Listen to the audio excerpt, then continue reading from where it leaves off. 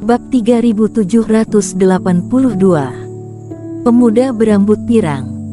Sesuatu yang besar akan terjadi.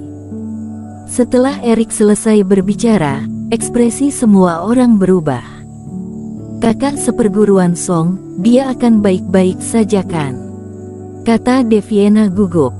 Dia seharusnya baik-baik saja. Erik menggelengkan kepalanya. Dengan keberadaan dirinya, keselamatan murid kecil ini pasti dijaga. Namun, jika kita beruntung, kita mungkin bisa mendapatkan energi bintang fajar puluhan kali lebih banyak daripada yang kita dapatkan dengan membunuh roh binatang 5 pola. Setelah Erik selesai berbicara, beberapa orang langsung saling menatap. Puluhan kali lebih banyak dari roh binatang 5 pola. Konsep apa ini? Jika benar-benar bisa mendapatkannya, maka ke-9 orang yang hadir tidak perlu melanjutkan usahanya dan akan langsung mengumpulkan segel. Hanya saja, apakah Erik bertemu dengan roh binatang lebih dari 8 pola dalam perjalanannya ke sini? Harry dan 2 orang lainnya juga bingung. Mereka datang kemari bersama Erik. Mereka tidak melihat energi bintang fajar yang besar. Siapa pula Kailin? Apakah mereka pernah bertemu dengan orang ini?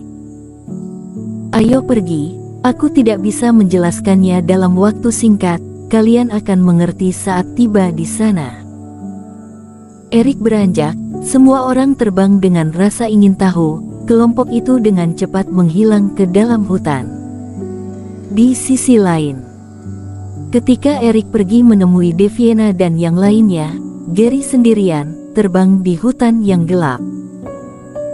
Di dalam hutan pagi kabut, berjalan sendirian hingga larut malam cukup berbahaya bagi kultivator, karena tidak tahu kapan akan dikepung oleh roh binatang.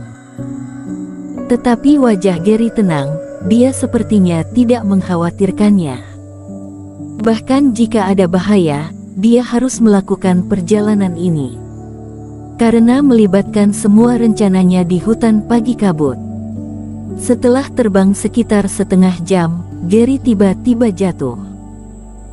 Dia membalikkan tangannya dan mengeluarkan burung spiritual emas dari tas kendali hewan. Membuka tangannya, burung spiritual itu terbang dan dengan cepat menghilang di tengah malam. Setelah beberapa napas, kekosongan di depannya sedikit bergoyang, dan 2 sosok tiba-tiba muncul. Kedua sosok itu terbungkus energi hitam, dengan hanya memperlihatkan 2 mata, seolah-olah tidak ingin dikenali orang. Setelah melihat Gary dengan seksama, keduanya berjalan ke belakang. Gary juga mengikuti. Setelah berjalan tidak jauh, garis besar sebuah kuil secara bertahap muncul di hutan di depan. Di hutan pagi kabut, seorang kultivator baik yang memiliki segel maupun tidak, hanya boleh tinggal di sini paling lama 7 hari. Oleh karena itu, cukup bodoh untuk membangun bangunan apapun di sini, apalagi bangunan besar seperti kuil. Bagaimanapun kultivator harus mencari tempat bintang padat. Tetapi melihat aula yang indah di depannya, Gary sama sekali tidak terkejut, seolah-olah orang yang ingin dia temui memang seharusnya membangun kuil dan memang memiliki gaya seperti ini. Dan di sekitar hutan berjalan menuju aula utama, banyak juga kultivator yang duduk bersila. Melihat Gary, beberapa orang mengangkat kepala mereka dengan acuh tak acuh, sementara yang lain tidak bereaksi sama sekali. Akhirnya, dipimpin oleh 2 pria berbaju hitam, Gary masuk ke dalam kuil. Hehe, Kaksu, 3 tahun tidak bertemu, sikapmu masih sama seperti dulu. Begitu dia memasuki pintu, ada serangkaian tawa hangat. Aulanya terang benderang, hutan pagi kabut yang gelap dan berbahaya, seperti menerangi dunia. Ketika suara itu terdengar, Gary melihat seorang pria muda mengenakan mahkota batu giok di kedalaman kuil, berdiri dari singgasana sambil tersenyum. Wajah pemuda itu kurus, tatapannya keras kepala, dan dia mengenakan pakaian mewah dengan aura bangsawan yang kuat. Hal yang paling mencolok tentang dia adalah rambut pirang panjangnya. Rambutnya tebal, setiap helainya berwarna emas dan tembus cahaya, seperti emas yang terlihat jahat dan tidak normal. Jika ada orang luar yang hadir di sini, pasti akan terkejut melihat orang yang ditemui Gary. Karena aura dan kultivasi yang dipancarkannya, pemuda ini jelas bukan kultivator biasa, melainkan klan iblis. Bukan hanya tidak berasal dari daratan yang sama dengan Gary, bahkan bukan klan yang sama. Teman seiman Kelvin, 3 tahun tidak bertemu, tingkat kultivasimu telah tumbuh sangat cepat, sekarang aku bukan lagi lawanmu. Melihat pihak lawan yang garang dan mengancam, hampir mencapai kultivasi fase penilaian 2 kegagalan, Gary berkata sambil tersenyum.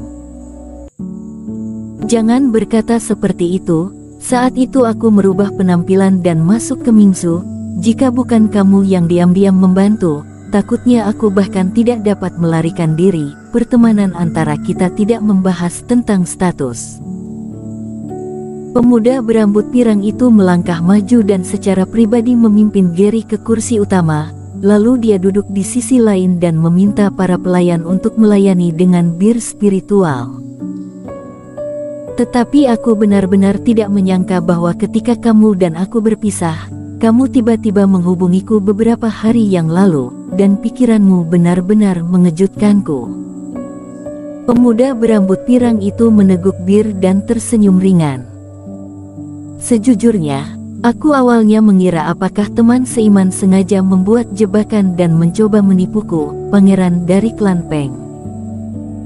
Akhirnya, Kak Peng menyelidiki dan menemukan bahwa aku tulus terhadap Kak Peng, tidak memiliki konspirasi apapun, kan?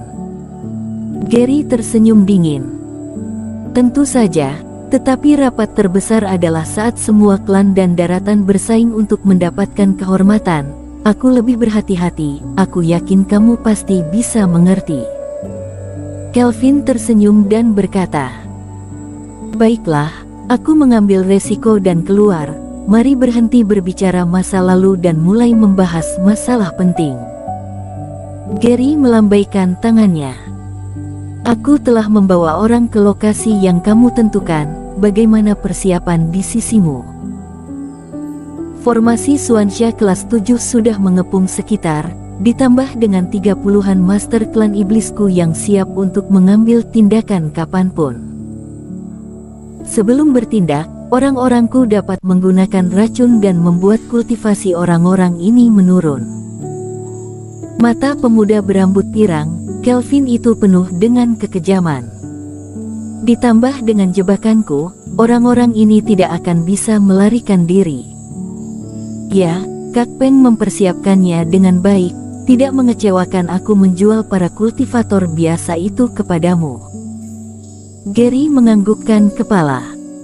Karena kamu sudah siap, apakah yang aku inginkan juga sudah ada? Kelvin melambaikan tangannya. 2 anak buahnya segera membawa peti harta karun besar dari kejauhan. Dan setelah dibuka, berbagai cahaya reiki benda berharga dari dalam hampir menyinari kuil, seterang siang hari. Mata Gary tiba-tiba menjadi lurus. Dia tiba-tiba berdiri, mengulurkan tangan untuk mengambil beberapa benda berharga, mengamatinya dengan cermat. Di dalam kotak harta karun yang sangat besar ini, terdapat ratusan rumput ajaib, juga berbagai macam batu roh, batu mutiara dan yang lainnya. Pokoknya semua adalah benda yang dirinya butuhkan sebelumnya, dan itu tidak dipalsukan.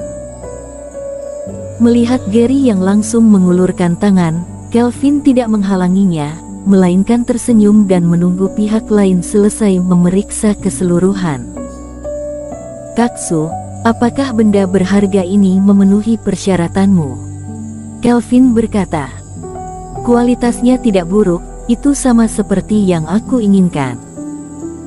Gary menutup peti harta karun dan mengeluarkan cahaya reiki, hendak mengambilnya dan memasukkannya ke dalam tas penyimpanan.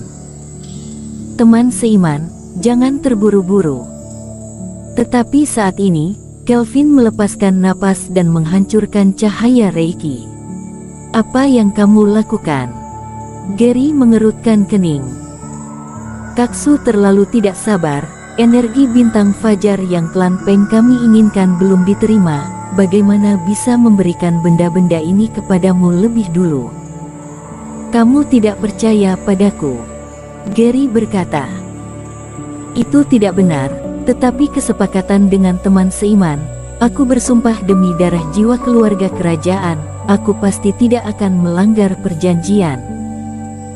Tetapi sumpah manusia jelas tidak sebaik sumpah klan iblis kami. Jika terjadi kesalahan, klan Pengku akan sangat menderita. Demi keamanan, aku harap teman seiman dapat mengerti. Kelvin menggelengkan kepala. Bersambung.